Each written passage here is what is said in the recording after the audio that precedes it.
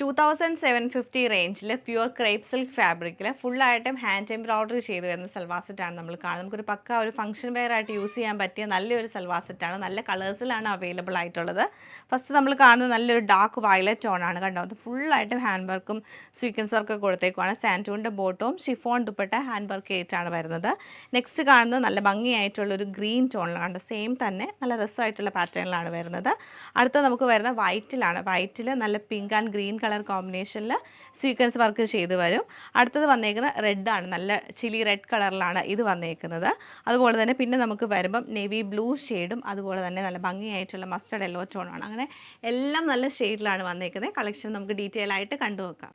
നല്ല ഭംഗിയായിട്ടുള്ള dark violet കളറിലാണ് ഈ ഒരു സെറ്റ് വന്നത്. നല്ല രസമായിട്ടുള്ള ഷെയ്ഡാണ്. അതിൻ്റെ കളർ കോമ്പിനേഷൻ ആണെങ്കിലും നല്ല ഭംഗിയാട്ടോ. വന്നേക്കുന്ന കളർ കോമ്പിനേഷൻ നമുക്ക് വരുമ്പോൾ ലൈറ്റ് ഒരു ലാവൻഡർ, വയലറ്റ്, പിങ്ക്, ഗ്രീൻ അങ്ങനെ ഡിഫറെൻറ്റ് കളർ കോമ്പിനേഷനിൽ വന്ന് തിക്കായിട്ടുള്ള എംബ്രോയ്ഡറിയും നല്ല ഒതുങ്ങി കിടക്കുന്ന ടൈപ്പ് ഫാബ്രിക്കാണ്. ഫ്രണ്ട് പോർഷൻ ഫുള്ളായിട്ട് നമുക്ക് ആ എംബ്രോയ്ഡറി വരുന്നുണ്ട്.